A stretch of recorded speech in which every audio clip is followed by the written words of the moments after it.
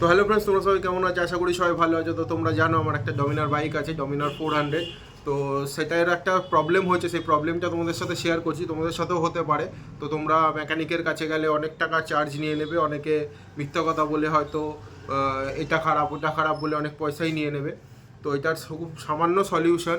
তো প্রবলেমটা প্রথমে দেখে নাও। প্রবলেম হচ্ছে সকালবেলা যখন আমি স্টার্ট করতে যাচ্ছি, সেলফ যখনই দিচ্ছি তখনই মিটারের লাইটটা দপদপ করে জ্বলছে নিভছে, আর একটা কাট কাট আওয়াজ হচ্ছে। তো দেখে নাও তোমরা প্রবলেমটা কি হচ্ছে, তোমরা ভিডিওর মাধ্যমে দেখে নাও।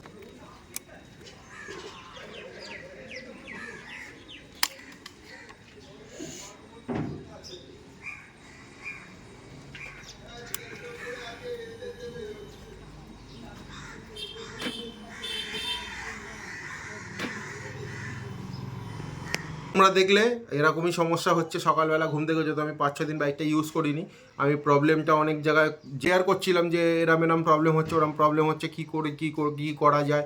তো অনেকেই বলছে সেলফ বিয়ারিং খারাপ হয়ে গেছে, সেলফ মোটরের কার্বন শেষ হয়ে গেছে।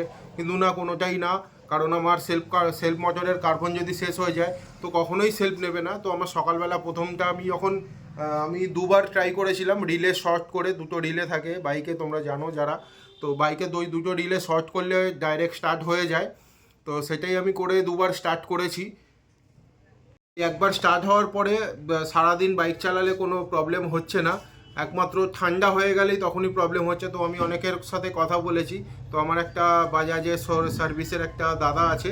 তো তার সাথে যখন প্রবলেমটা শেয়ার করি, সে প্রথমে বলে আগে তুই ব্যাটারিটা চেঞ্জ কর, ব্যাটারি চেঞ্জ করে দেখ, যদি সেরকম প্রবলেম আবার দেখা দেয় তাহলে তুই সার্ভিস সেন্টারে নিয়ে আয়। আগে ব্যাটারি এরকম সমস্যা হলে আমরা আগে ব্যাটারিটাই চেঞ্জ করি। তো তার জন্য আমি ব্যাটারিটা আজকে চেঞ্জ করব। তো তোমরা দেখে নাও কীভাবে ব্যাটারি চেঞ্জ করতে হয়। তো আমার কাছে আরও একটা পার্সেল এসছে, এখানে রাখা আছে, দেখতে পাচ্ছ বক্সটা। তো এটা হচ্ছে আমার R15-এর জন্য। তো কী পার্সেল তোমরা আনবক্সিং ভিডিওতে, পরের ভিডিওতে আনবক্সিং ভিডিওতে পেয়ে যাবে। আর একটা জিনিস, আমি একটা বক্স বানাচ্ছি। সেই বক্সটার জন্য আমার অনেক টাইম লাগছে বাইকের কাজগুলো করতে।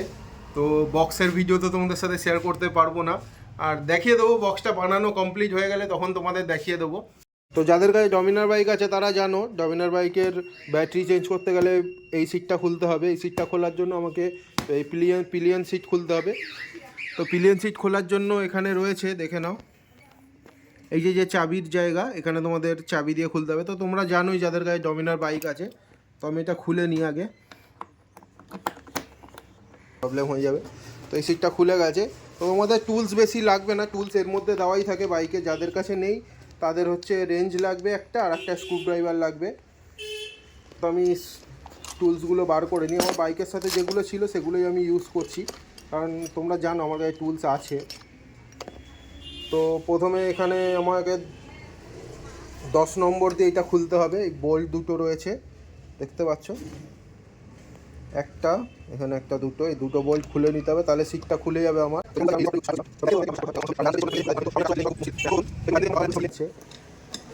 তো এই দেখো সিটটা খুলে গেল। তো এখানে যে ব্যাটারি দেখতে পাচ্ছ, পজিটিভ, এটা নেগেটিভ। আর তোমাদের দেখিয়ে দিই, এরকম সমস্যা যদি কারুর হয় তাহলে বাইক স্টার্ট করবে কিরমভাবে। এখানে দেখতে পাচ্ছ দুটো রিলে আছে, এখানে একটা আছে, এখানে একটা আছে। এই দুটো কভারকে সরিয়ে স্ক্রুড্রাইভার দিয়ে দুটোকে এরমভাবে শর্ট করবে, তাহলে স্টার্ট হয়ে যাবে। আর এক্সেলেটার ধরে রাখবে একটু হালকা করে, বেশি এক্সেলেটার জোরে চাপবে না, তাতে ক্ষতি হবে বাইকের। তো চলো ব্যাটারিটা তাড়াতাড়ি খুলে নিই।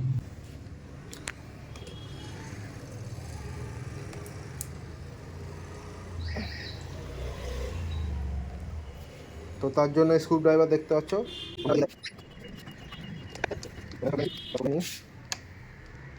ফ্রেন্ডস, ব্যাটারি কিনতে যাচ্ছি, দেখে নাও। ড্রাইভার সিট বেল্ট পরিনি বলে সিট বেল্ট পরতে বলছে। এটা হচ্ছে স্যারের নতুন গাড়ি, 2024 টাটা নেক্সন ইভি, 450-এর ওপরে মাইলেজের, ফুল চার্জে।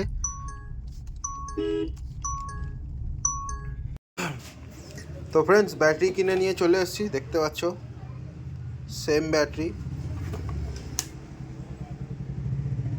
তো এই ব্যাটারিটার প্রাইস পড়লো আমার 1800 টাকা।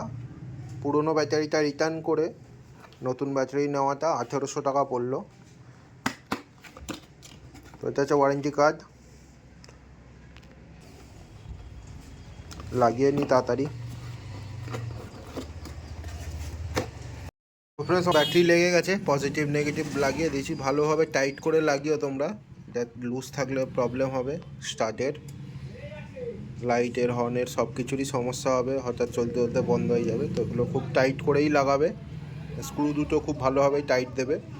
তো এই তারগুলো জানো, আমরা পুরনো ভিডিও যারা দেখেছো তারা অবশ্যই জানো এই তারগুলো হচ্ছে আমার এই রিলের, আমার অনেক কিছু লাগানো আছে। তো এটা ঘরে বানানো সুইচ, তো তোমাদের দেখিয়ে দিই জ্বালিয়ে, তোমরা যারা দেখোনি তাদের দেখিয়ে দিই।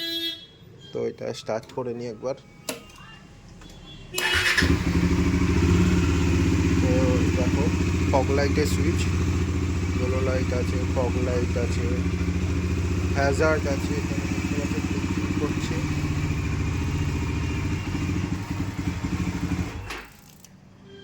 এটা ফগ লাইটের।